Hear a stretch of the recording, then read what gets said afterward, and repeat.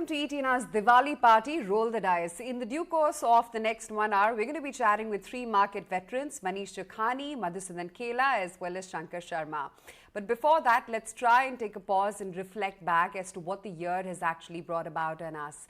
Humanities won, science has won, and so have equity markets. With a parabolic 42% move that you've seen on the index alone, we managed to actually beat the performance form as opposed to the rest of the world.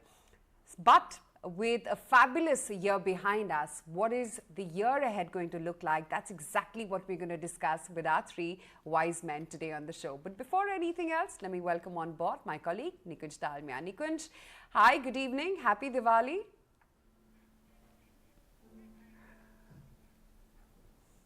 Happy Diwali, Ayesha.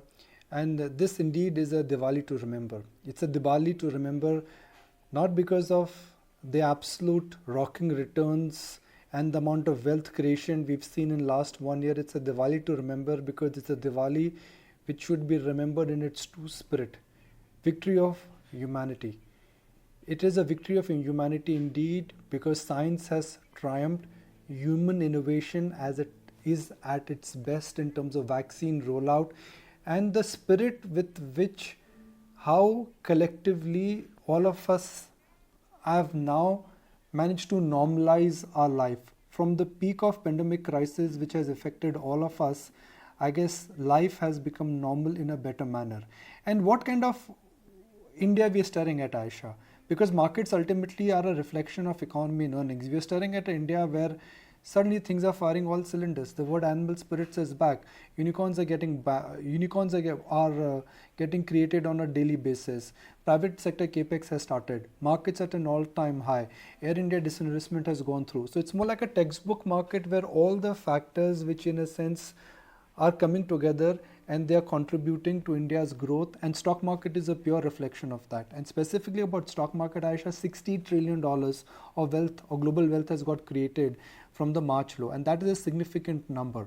Now, are we likely to add on to this number? Will next year be a year of no return, volatile return, or parabolic returns? I guess that is, we plan to discuss, ideate and debate on this very special Diwali show with our experts. Oh yeah, absolutely. Okay, in fact, to celebrate this party right here in ETNR, let me welcome on board three market veterans. They've seen many cycles, from roaring bull markets to even bear markets. Shankar Sharma, Madhu Kela, as well as Manish Chokhani on the show with us. Gentlemen, hi, happy Diwali to all of you. Madhu, I was listening into your conversation before the show. It's been a great last year. Happy Diwali indeed. But will the next year as well be as happy and shiny? Ayesha and Nikunj, happy Diwali to both of you and the entire team at ET Now, and to all your viewers. We sincerely pray that next year continues to remain as happy and as rewarding for everyone around. Now, coming back to my particular view, last 12, 18 months has seen unprecedented amount of wealth creation. The biggest and the best, at least I've seen in my career. Indian stock market adding more than $2 trillion in last 18 months in terms of wealth, and the global markets creating around $60 trillion of wealth from March of low. So obviously, these things are unlikely to get extrapolated over the next 12, 18 months. While one remains optimistic, but one will have to temper down on the expectation going forward. And I think making money will be more difficult. You will have to be very agile, and you will have to be open to rotating your thoughts. You'll have to open to investing in new sectors. Shankar, same time last year we were debating whether a new bull market has started. Now everyone is convinced that a new bull market has started. Last 1 year has been nothing short of a year of dreams, both in terms of wealth creation and also in terms of how we are now finally at the right side of the corona war. What are your reflections for the year gone by, and how much of the good work what we've seen this year is likely to carry forward to next year?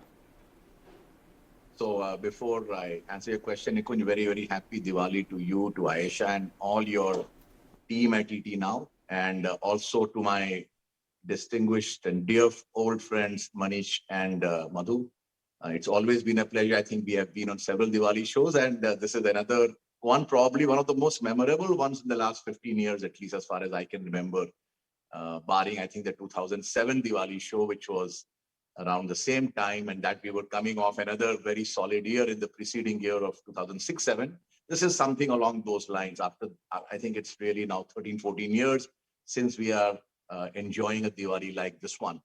To answer your question, guys, I just tweeted that, the only area of concern I see, I don't see too many concerns. Okay. I mean, we can always quibble about valuations and markets have gone up. And that's a permanent concern. As market analysts and investment folks, we should always be concerned about something or the other. Otherwise, it appears too easy.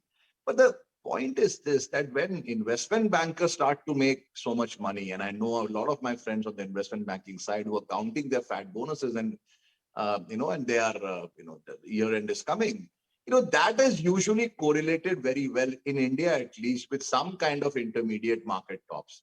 So just looking at the slew of offerings, and off camera, I was mentioning to Madhu, and the reality is that even on camera, I can say the number of issues hitting the market and the amount of capital that companies are looking for does raise the question whether a lot of the secondary market liquidity will get sucked into the primary market, and which leaves some kind of void in the secondary market.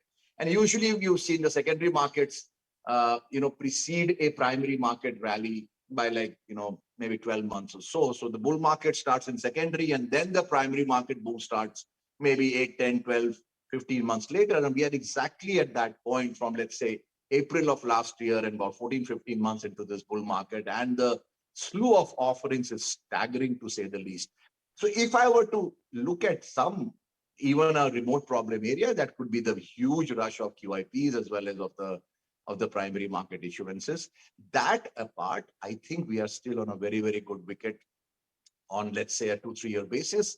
I do believe we are due for some degree of correction, or at least not a correction in terms of price, at least in terms of time. We have gone up phenomenally, very short span of time. I think markets are taking a breather, and quite rightly so, but it's not something you should really just think that it's the end of a bull market or anything of that sort. I think that day will come, but definitely not in the next 12 months at least. It can best or at worst be a sideways to a slightly down market, in which still plenty of money will get made on an individual stock basis.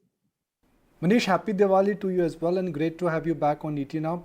Manish, we are staring at India like never before. One side, private sector capex has started, disinvestment drive and a complicated Air India disinvestment has gone through, and then you're seeing birth of unicorns, and now those unicorns are going public. Frankly, looks like it's an all-round party. Yes, thanks, Nikunj. Let me also add my Diwali greetings to Shankar, Madhu, to you and to Ayesha and all the viewers. Like Madhu and Shankar have said, it's been a spectacular year in more ways than one. Like you started off saying, it's a celebration of humanity, of what we overcame. And let's not forget, this time last year, people were worried about their lives, not celebrating how much money they've made. And I think it did give a sense of perspective to people that merely making money is not enough in life. I think a lot of us rediscovered relationships, rediscovered health, rediscovered a lot of our passions. So on an all-round basis, this is indeed a happy Diwali for everybody. And as you rightly say, India's time certainly seems to be here. As Shankar and Madhu rightly said, the market will go through its phases. We've gone through this typical phase where you reflate the entire market. There is some catalyst which happens in the form of the money coming into all this new age sectors, the whole reflation of the commodity complex, which has cleaned out everyone's balance sheets in a way which I can't remember for last 20 years. Corporate India balance sheet, banking sector balance sheet looking so good, and the government itself now accelerating its reform program, as you alluded to. Air India has gone, LIC is imminent. I saw the speed of response on the disaster which had happened with IRCTC, that the government responded so quickly. to an obvious error which was made there. So these are all good tidings for the economy to certainly be in an unprecedented period. I'm even more enthused that the entrepreneurial spirit of the country has been really unleashed. And it's coinciding with the unleashing of the Indian saver, who's not really had a lot of opportunities to participate in the past. And they've started coming to market. It's a young India. So certainly seems to be a good time ahead, notwithstanding that, as Shankar rightly said, we've run too hard, too fast. There are a lot of primary issuances coming. Maybe the market has to pause for breath. Maybe it corrects downwards. Maybe it goes sideways. But certainly not the end of the story. It's really beginning of a full economic cycle. And government also, I should add, will have tax collections which far surpass what they were expecting. So the cycle's really just starting. So it's fun times. Madhu, I want to come to you considering Manish just alluded to the IRCTC episode. Do episodes like these really derail your conviction in PSCs once again? Because I know you have some of the PSU banks in your portfolio. Or would you say that the government is right on its course after Air India privatization to bring in the disinvestment juggernaut, kicking and ready to roll, and they will not commit such episodes or mistakes anytime soon again? Honestly speaking, it only reinforces my conviction. It doesn't deviate at all, because the fact that even a government of India can respond in less than 12 hours and admit that it was a freaky error which happened. And, there is a detailed press note which is being released that doing any of this, we'll have to keep in mind the interest of minority shareholders. These are absolute music to my ears, as far as PSUs are concerned. And mistake can be done by anyone. Why only government companies? Private companies do these mistakes many a times, even more glaring than this. The fact that they admitted, they acknowledged, they responded, and they corrected very, very swiftly basically proves that there is clear-cut recognition on the government side that fair amount of wealth needs to be created on these enterprises. And Ayesha, out of 100 listed companies, let us say even if it was something genuine, for a genuine reason, that doesn't make the rest of 99 companies look bad. And the other thing, you don't have to look at one action. You have to look at collective action as to what the government has been doing for the last 12 months. How this disinvestment of Air India, which has been hanging for years and years, debates after debates. Finally, it has got done. Let us, I think, celebrate this moment. There's nothing for me to think that this whole disinvestment process will not be taken forward. Now, it is a democracy, things take time. And let's understand what happened in UK when the disinvestment happened between 1980s and 1990s. The GDP, which was at minus for years, got 5% plus for 10 years in a row, because there are massive, very, very profitable disinvestment for the whole economy. So I am very, very positive, and I have no reason to believe that government has any ill intention to do anything of this kind. It is just a freaky error, and it's very, very heartening for someone like me to see that they have corrected it so swiftly. Sure. Shankar, given the sectoral churn which is playing out in the market, and I'm going to keep aside the volatility of the last 2 weeks, let's analyze where there's risk versus where there's opportunity in the market. If I were to ask you to give me 3 buckets and categorize sectors or stocks within that, market cap agnostic, where do you think there's no return? Where do you think there's going to be volatile return? And where do you think there's going to be parabolic return from here onwards? The no return is pretty simple, and that is the guys that we have studiously avoided for the last 15, 18 months, which is the Levers and the Nestle's and the ITCs and Asian Paints of the world, which are no doubt great companies, but they are not great stocks. At least they have not been great stocks for 18 or 24 months. They had great times in 2018, 19, when the rest of the broad market wasn't doing too well, and therefore, these were the stocks that did at least reasonably well relative to the rest of the market. And that created a story in the market that you buy these companies at any point in time and you're going to make 20% per year or whatever, some number. It's complete and total nonsense. You have to go back in their history and see there are long periods of time when they don't deliver any returns at all. And I think we are right in the middle of that period when these stocks are not the stocks where you're going to, make any significant money. In fact, that's what I had said to some other, journalists that, a lever on Asian Paints is not the kind of stock that is going to get you a penthouse in South Bombay. Let's be clear about it. Not anymore. It will prevent a guy in that penthouse from going down to the street level. So yeah, so if you want to live in that penthouse that you already bought, you don't want to go down to the street level and go down to a slum, then these are good stocks. But from slum to the penthouse, these are not the stocks who are going to deliver you that. So that's the first question is easy. Parabolic returns obviously belong to the really unloved area of the market. Real estate was one such area. We bought quite a bit in the, let's say, March, April period in our schemes, DLFs and the others. They have done phenomenally well. Building materials was another big theme we thought, again, in line with real estate, which has been bombed out for a very long period of time. We said there's so much money being made in the stock market. Inevitably, some of that money seeps into the sort of real hard asset economy, and which is real estate. And if real estate does well, you have, stocks like Ajaria Ceramics or, stuff like that going to be doing well. And they have done very well for us as well. When people make money, they start drinking quite a bit. So Madhu's favorite stock, we bought the liquor stock. That has done very well for us as well. So we've been a little unconventional, let's say, in the last 4 or 5 months' time, buying multiplex stocks, buying real estate stocks, buying a few liquor stocks, buying a few, underwear stocks. When people stay at home, they don't buy that much underwear, right? But when they start going out, hopefully, at least we assume they're going to be wearing more underwear than in the last 12 months.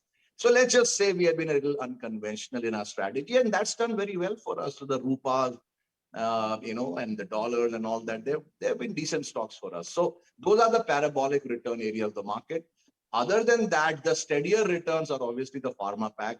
They've corrected a bit in the last few months, but then remember, in context, they've done very well in the preceding 12 months. Again, Madhu has been a pioneer in that space, and hats off to his brilliant analysis, not just last year, but over decades of this space. I continue to be a believer, but those are, again, from this point, they will get you from the 10th floor to the penthouse, but not necessarily from the ground floor to the penthouse just yet. Manish, the same question. From these levels, like you always say, focus on not where the puck has moved, but where the puck would move. Are we in for volatile returns, no returns, or parabolic returns? And if yes, let's throw in some themes, ideas where you think there could be no returns, there could be negative returns, and there could be parabolic returns. So, Nikunj, it's not easy in a year where these kind of spectacular returns have come to speak of returns going forward in the same vein. So there will be returns for sure. They always are in different sectors. And as the bull market matures, you get a lot of sector rotation.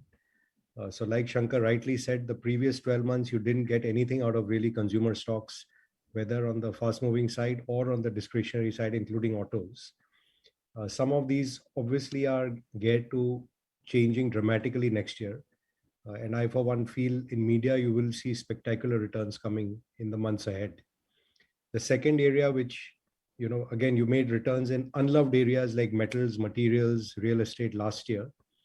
Going forward, the unloved area is, as Ayesha was asking Madhu, is really the PSUs, where some of them will get privatized. And if you hold on enough, the sort of returns you saw when Maruti became a private company, when Hindustan Zinc became a private company, I think that still lies ahead of us. And thirdly, as we alluded, the leader of the last bull market was financials, which didn't really participate in this upturn, and Kotak and HDFC Bank really didn't do anything last year. And the trend has moved towards the corporate banks, SBI, ICICI, Axis, and some of the PSUs. Madhu will probably talk about, say, Canara and banks like that. There is some spectacular returns still pending on that side of the market because they haven't yet accelerated the lending book And with small rises in interest rates, it actually starts benefiting these banks, as the spreads and the volumes both go up. So there's enough to do. And as I said, as the economic cycle matures, you will keep rotating from sector to sector until, as Shankar was saying, the money flow is not that robust to support everything. And then it will start narrowing until you get the final climax. But there's time away for that. I want to ask a question here, Madhu. Considering you've inspired Shankar to now buy liquor companies, let's have your views over there. Is that what's happening this Diwali? People celebrating the year gone by and drinking more? That's very simplistic to say. I think whether you are sad or whether you are happy, you will always drink liquor. and that is the core to the belief. I feel that, I don't want to discuss stock specific, never done that. But these businesses continue to be, on a compounding growth path for India. And I think that will continue for a long period.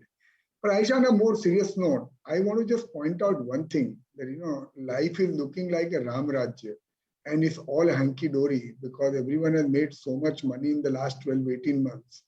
But let me put a word of caution that there are clear-cut pockets in the market wherein, there is overvaluation and we honestly admit, I have admitted many times, maybe we don't have the skill or maybe one is from old school of thoughts that one doesn't have the skill to, value many of these companies. But going by my past experiences, that in 2002, I was being told the same thing, that you don't know how to value a .com company. I know, but eventually earnings, eventually cash flows have to justify what investors are buying. And let's say, this quarter you see, next quarter, there's so much disruption, so many commodity prices have gone haywire, logistics costs have gone haywire. So, and we have to be very, very careful on what you are investing into. You have to know the subject extremely well. Otherwise, 1 or 2 quarters of bad earning, like what happened in these pharma companies, stocks are down 30, 40, 50% by a click of a button. So what I am saying while the India story remains very strong, we are all very bullish in the medium and long term, but you have to really, really know the companies very well. Do not go by tip. Do not go by what is fashionable. Do not have this left out feeling that, because so many people made so much money and I am left out, so I'll buy whatever is available. So I am just putting a word of caution here. And the market is telling us, you look at what has happened to the market in the last 2 weeks. There are so many stocks which have corrected more than 25% in 2 weeks, while Nifty is only down 500 points. And you see the result reaction to so many companies. You miss a small miss, and stocks are getting penalized. So I am saying that this is a word of caution. However, let me say there is a tremendous value still in the market. One which we are talking about, PSU banks, which I spoke in great detail last time. They have gone up again quite a bit in last 1 month. So any pullback, I would still be a buyer. Textile as a sector, I'm talking for the first time, looks very interesting. If you saw, government has come up and said that the $35 billion export target is now being revised to $100 billion in the next 5 years. So if $65 billion of more textile exports have to happen, and if you have to believe what the government is planning will happen, even if 60-70% of that happens instead of 100%, there will be a lot of winners here. Real estate still is very early days in my opinion, even though the stock prices have gone up a lot. But any pullback in real estate or real estate related ancillary companies still offer a lot of value. So pharma has seen a lot of correction. I would say over this quarter and next quarter, so as these logistics issues get sorted out, and as the US FDA starts to visit the companies, there will be select opportunities even in the pharma space. So what I would avoid, Ayesha, is very clearly overvaluation, fashion, momentum, and clearly that feeling of being left out. That is what I would clearly avoid. Second thing I would avoid, that you have to know the companies extremely well, understand even while you understand what can happen in next 5 years, but if you don't understand what can happen in next 2 quarters, you could lose 30, 40, 50%. And that is what the market is showing us. So let's not get carried away with the returns which we have made in the last 18 months. We have to preserve this capital, and we have to be careful here while we are investing for returns over the next 12, 24 months. Manish, while Madhu mentioned that it's time to look at value or economy related sectors, something which you've argued lots of times, that when inflation is coming back, buy companies which in a sense will be benefiting because of inflation, or hard assets. But there is a parallel market which is getting created. Nykaa is getting listed, Paytm IPO will come out soon, Zomato has made money for shareholders. The entire excitement in the unicorn space, do you think that will get challenged, or that will also continue and we could be staring at two markets? Manish? Nikunj, you're right. They are really not two, but three markets. There is the old, of course, old economy value market, which again, as we allude back to 2001, did spectacularly well in the period post the 2001 crisis. There is, of course, the new disruptive kind of companies which are coming. And there's nothing to say that these companies will not perform very well as businesses, but it's not necessary. The stock prices will reflect what the businesses deliver. As you saw from the highs of 2000, 2001, it took almost 10 years of no returns for these stocks, despite the companies doing well, for those returns to appear. And we seem to be pricing in perfect execution for literally decades in some of these companies.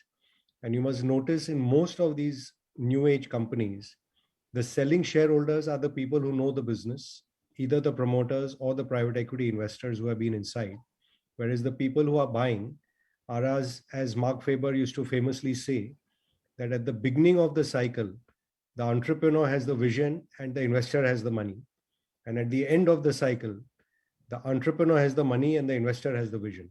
So there's a bit of that exchange going on right now. And I would be certainly cautious. Having said it, as a part of TPG, we had the good fortune to participate in a number of these companies. And they are doing really well as companies, but valuation is something which each investor should judge for himself or herself. And then there's a third market which I would like people to kind of worry about, is what's going on in this whole crypto NFT craze. If almost $2-3 trillion is getting created in the cryptocurrency market with no regulation, nobody knowing what the hell is going on there, NFTs are now abundantly being bought and sold by people all over the world. Whenever someone loses money of that magnitude at some point, it's going to come and affect other markets as well, because we are all interlinked. And also we live in a world where the central banks have pumped money like nobody's business. And at some point, the currency markets and the bond markets are going to falter globally. And that will have repercussions on India. So your only defense is, as Madhu rightly said, if you're sitting in a business that you know at a valuation that you can digest, and as Charlie Munger says, even if it falls 30 to 50%, you're happy with the business because you know it will come back and eventually compound for you. That's the kind of place to be in. Let's not get carried away by 150% return over last year. It comes occasionally. It doesn't. Nobody owes it to you year after year. So, I mean, we are all optimistic. We all think there are good times, and there's always stocks which we can find and buy. But there's never a shortage of things that if I don't buy it this week or in this offer, I won't get it again. The market doesn't operate like that. You'll have lots of opportunities. Madhu, there are two very powerful forward-looking themes, and both are seeing reasonable amount of investor return and reasonable amount of excitement as well. After the Tata Motor deal, it is evident that the world is excited about potential of Indian car companies in the EV space. Similarly, what Reliance is trying to do in the clean energy the hydrogen fuel space is going to be absolutely class apart. What is your view? Do you think EV and this entire space around environment and energy, are they exciting spaces to be in, or they could be like your infra, or perhaps they could be your infra and power of 2008? No, Nikunj, I think this is a very interesting space. The environmental concern and the carbon concern is a real issue for the world, as and it will remain a real issue, not for 1 or 2 years, in my opinion. Global warming will remain an issue for the next 10 years or so. Temperatures are rising, and we are seeing very early signs of this. So some of these companies are here for a very, very long period of time. And this sector as a whole actually will remain interesting. There are not too many listed companies right now to play with. And I'm sure as the time will pass by, there will be lots of interesting companies which will come in this space. So renewable energy, or people who are actually going to dilute this entire carbon emission, right? So I think it is nowhere near where infra was in 2008. We have seen again, a lot of run up in some companies which are in this space. So they could correct a little bit, but I don't think it is the peak. Rather, I would say it is a really beginning of a very, very powerful trend. And if you can really identify a good company here, like my friend Sunil Singhania has done, there is a lot of money to be made here. Right. But Madhu, how do you justify valuations for some of these, monopolistic businesses which are IPOing right now? I mean, Policy Bazaar, the implied market capitalization at the offer is about 44,000 crore rupees. The net loss for them in the last year was about in 2020 actually was about 304 crore rupees, and this year alone it's about 150 crore rupees. Nykaa market cap of 53,000 crore rupees, profits last year of about 61 crore rupees, and the valuations which these IPOs are coming in at looks very exorbitant. So have you as well doffed a hat of a PE investor and not a market strategist anymore? And have you been subscribing to these IPOs? So, Aisha, the beauty lies in the eye of a beholder, right? So I must honestly admit, it is beyond my capability to analyze these companies, and I don't understand the valuation. Some of them are great businesses, and we are all very, very proud of someone from the stock market background. After Radhakrishanji has created such a fabulous company, which is Nykaa, right? So we feel very, very happy for Falguni. And these are great companies. At some point of time, they may become even good investments. But at these valuations, I don't understand. So I don't buy them. Rather, I will keep analyzing them, and let's see. If markets being markets, if the market gives you an opportunity at some point of time, they might become interesting. But they are right now beyond reach of mine. Interesting. Manish, markets are still quite concentrated and top heavy in that sense, with companies which are still very much the traditional industries. And I'm not talking about the Zomato pop or, what Nykaa is going to list at. Let's keep that aside. You've always spoken about that India needs to be a country of innovators and not just service providers. Where within the scheme of things do you see the IT and the financial or fintech revolution in India actually headed, and thereby companies as well get listed and, everyone makes money? So it's a great question, Ayesha. It's if you think of it, the nature of capitalism is that companies will tend to consolidate and scale, and therefore get more and more concentrated towards the end of a whole kind of disruptive cycle. And if you look back 20-30 years and see what's happened, today we have maybe 5 sectors accounting for 70% of India's profit pool, from BFSI, IT, materials, energy, and consumer stocks. And in each of these sectors, 3 companies will more or less take 80% of the profit pool away, thereby giving you 15 or 20 companies taking 50% of India's total profit pool away. That's just the nature of capitalism.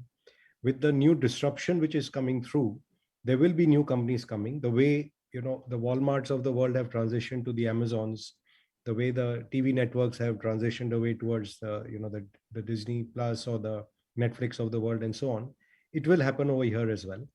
Why I always argue for India trying to get away from a mindset of just being a service provider or a processor is whether it was our IT services sector, we may have built fabulous $100 billion type companies, but in the context of trillions of dollars which was created in USA and China, we tend to have missed the boat.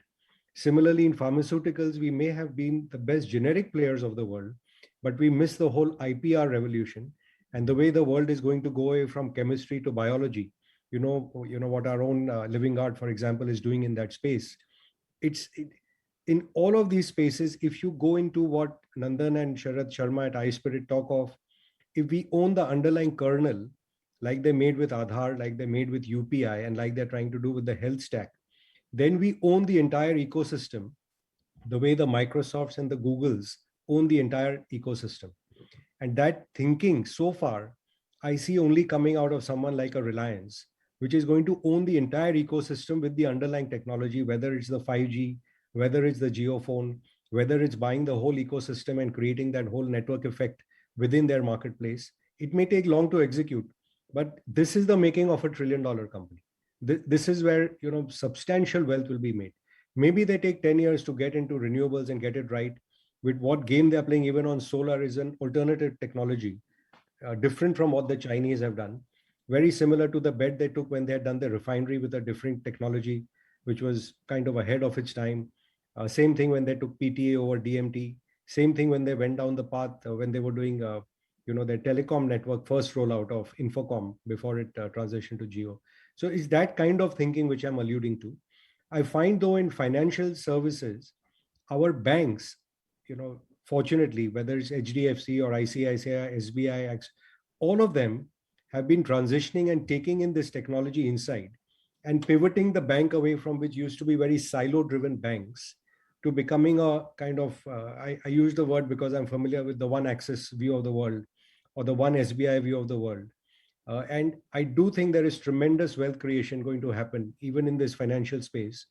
And I would not rule out the incumbents who are able to, in a way, license in these technologies and implement them at scale in what is still a largely unbanked country. I'm also just quickly going to refer to what my friend Rajiv Bajaj did yesterday, where he spoke about his bets versus the votes. And of course, he missed the Hondas of the world, which should have probably been a bait instead of a bet. But it's not necessary that the incumbents will lose and only a newcomer will win.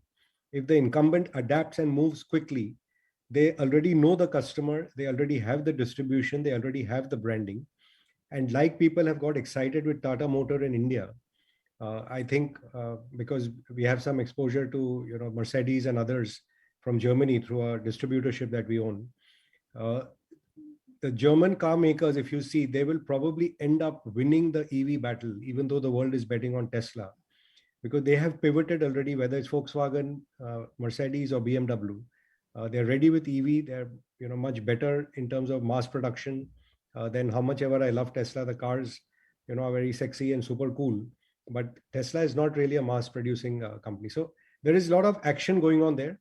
But like it was in the early 1900s, there were 50 car companies and eventually only 2 or 3 won the race. So again, like our friends have spoken on the show, you keep abreast of all these technologies, all the developments, but eventually it is culture and it is execution which eats strategy and technology for breakfast. So we're going to keep our eyes glued on who's able to implement and execute and who has the right culture to scale and change orbit. Those are the companies which will be the winner. I just pause at that. Madhu, where does financials fit in? One side you've got fintech, which is the real deal, and fintech is becoming more and more part of our daily life, whether it is use of an UPI wallet or whether it is use of an online portal for merchandise and transaction. On the other side is the true value which PSU banks have to offer and how beneficial they would be when the capex cycle will start and how they will be leading the entire corporate lending. Where does financial fit in, and why particularly do you like PSU banks? So I think, Nikunj, in my opinion, it will be wrong to assume that all these fintechs will replace the traditional banks which have been there for 100 years or so. Basically, because which fintech can attract deposits from millions and millions of customers in India, and which fintech can basically build the asset base which a lot of these banks have built. if you look at, a lot of these fintechs are trying to, at least I know majority of them are trying to give their service, give the sourcing it and routing it through some of these public sector banks. Because so I do not think it will be one versus the other. They will coexist. There will be a place and there will be value creation for some of the smart fintech companies. And there, because of their growth rate at which what they can grow, there will be valuation difference between traditional banks and some of these fintech companies. But I do not think that just because fintech companies have arrived here, a lot of these banks will disappear overnight. I'm not in that school of thoughts. If I can just add here, Nikunj, in 95, HDFC Bank was really the, financially savvy, technology savvy bank, which took over cash management and so on. The way we are, celebrating someone is able to do payments and so on seamless. It's not rocket science. The difficulty here is the banks built up legacy systems which have to transition, which certainly the private sector has moved very rapidly. And I think if you'll go in and you obviously get a lot more chance to interact with them and ask them to open up and share what has been going on there, that one customer view which was lacking in the past, where the housing loan customer or the auto customer or the corporate customer or the savings bank account or the salary account was all seen as different. With the emergence of technology, they are able to get a unified view of the customer. And as already the banks are going towards marketplaces and the marketplaces are going towards banking. And that's really the game which is going on, that how do they collide or how do they collaborate? I think the fintechs in a way are the plug and play inside the system rather than something which overturns. And for sure, you may get one neobank which will come out. But the same way that the HDFC banks or the ICICIs of the world did not topple the PSU banks, they still hold, I think, upwards of 60% share. It's not like the fintechs will destroy the whole banking sector.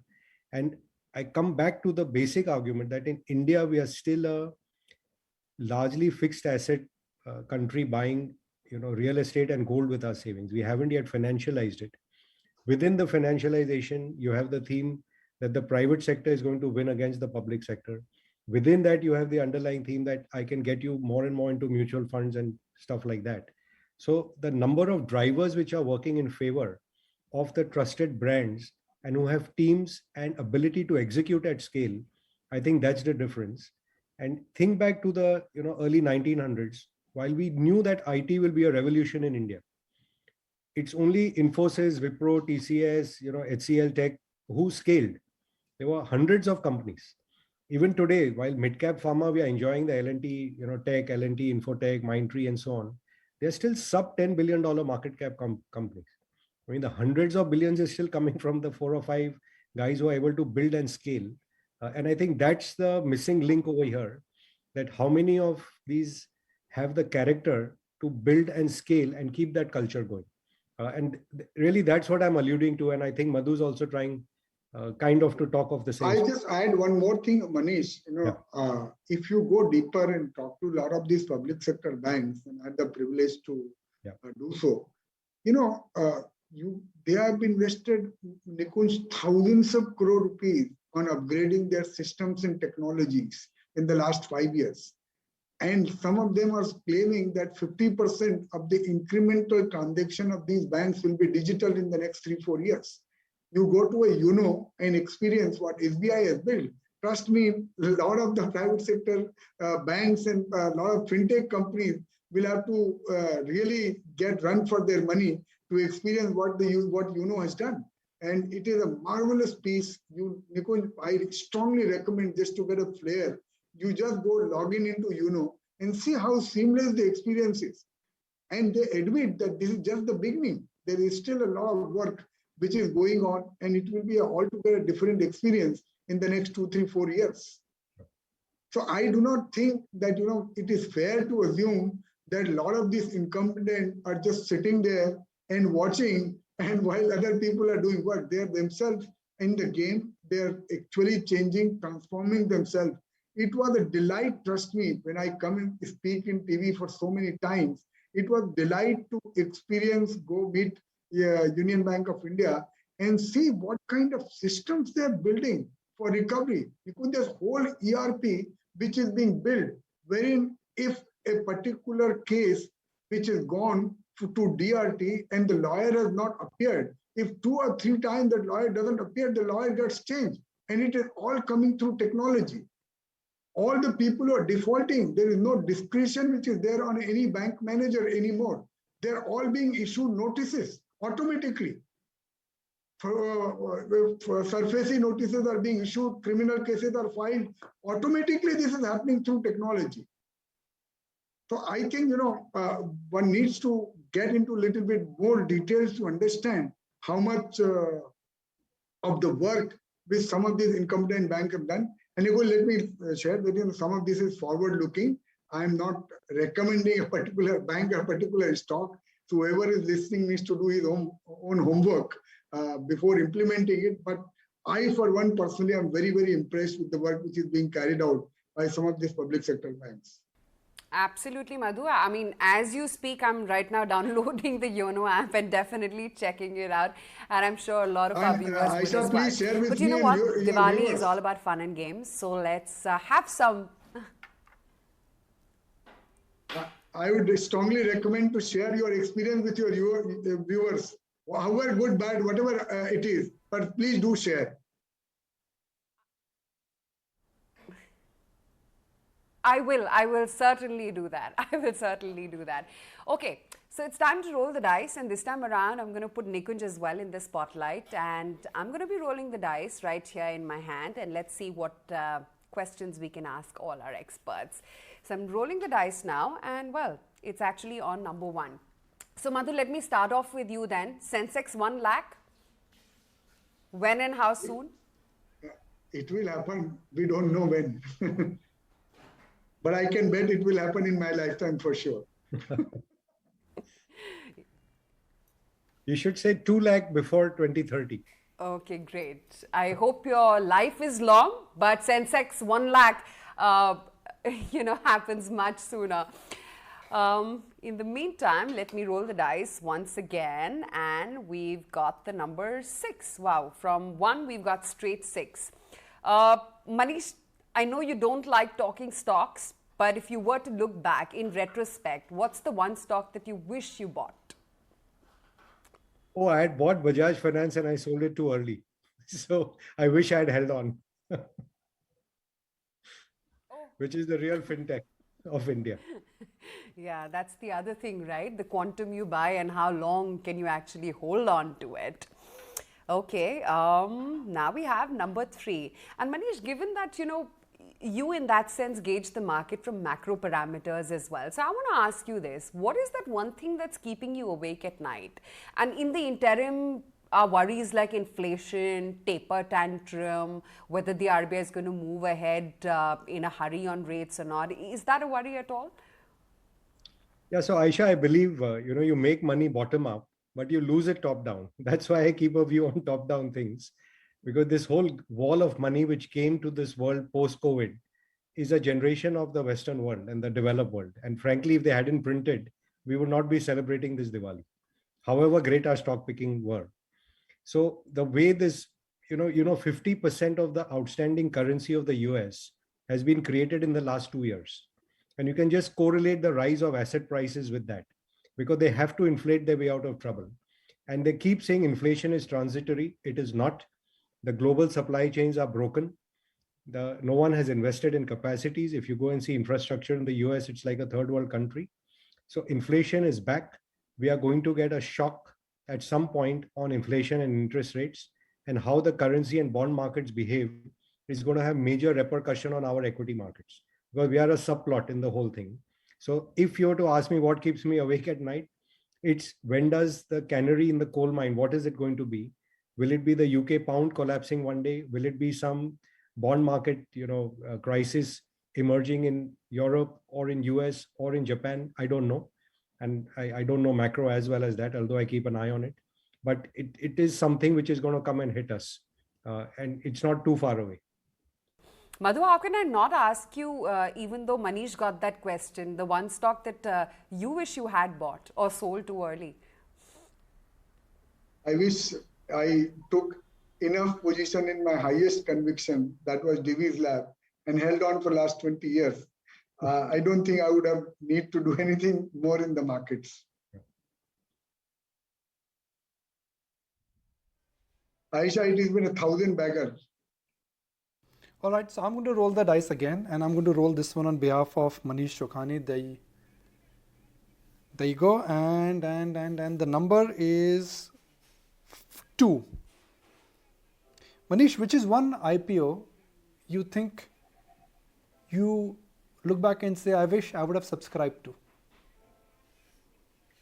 IPOs generally I've not subscribed to because you don't really get allocation.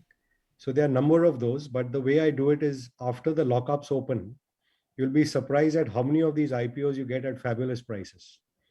There's a very current example, I can't name it for obvious reasons, but in a good space, which we all love and understand, and it's probably 15%, 20% below IPO price. And it wasn't crazily priced to start with. So there's lots you can do. Actually, don't worry about IPOs. Okay, I'm going to roll the dice last time. Like they say, last throw of dice, and this one I'm rolling on behalf of Madhu. And guess what? Just a coincidence, but it's number 4. And the question is, Madhu, it's not about, Diwali is about celebration, but today we want to perhaps look back and understand from you that what in a sense you would say has been one of the big mistakes of investing career. I think just selling too early, just selling too early your winners and not doing really enough work on them to keep pace and not allocating enough capital on companies which you understood in the past. So I have taken a note of it. Hopefully we'll correct it in future, and hopefully markets will give us another chance, which it does. You know what? We've got number 5 left. We've not got that on the dice so far. So Nikunj, let me see if I actually get number 5. And this one's coming for you. Yeah, 5. I could have asked for anything and got that. Nikunj, the one question that I want to ask you, since we guys interview all the top CEOs, the one CEO that you really admire?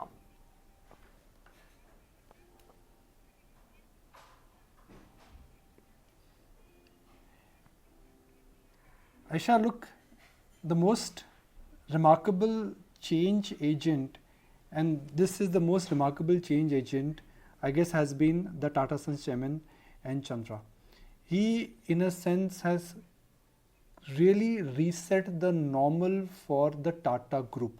Capital allocation, thinking big, innovating, bringing the businesses together for a group which, in a sense, was suffering because of the pyramid structure, for a pyramid which had its own set of hierarchy. Chandra has been able to really change the entire workforce, design, energy, ethos, capability, and the scale at which the Tatas are really imagining. And I think that is somewhere getting captured in the way how the entire re-rating of Tata group of companies has happened. So like they say, the man at the top really matters. And I think Chandra has really demonstrated that by doing simple, easy but effective steps, how you can really reposition, reorient and change the dynamics of the business both in terms of technology, adaptation, relevation, and also creating value for minority shareholders. So for me, the winner, if I have to pinpoint in last 3 years, it really would be N. Chandra. But Ayesha, why just talk about one? I mean, this COVID crisis in a sense has really has brought the best out of multiple CEOs, and I think that is the admiration which we must really acknowledge on this Diwali show, that where we are right now is because of tough, impossible, important and some good decisions which CEOs, the government and the administration has taken. Yes, indeed. And on that happy note, let's wind it up on this edition of the Diwali party. Madhu, Manish, both of you, thank you so much as always for being part of the ET Now family, for always supporting us. Wish you a very happy, prosperous and more importantly, healthy Diwali. Thank you so much, and wish you all the same, and to all your viewers as well. Thank you so much for having us.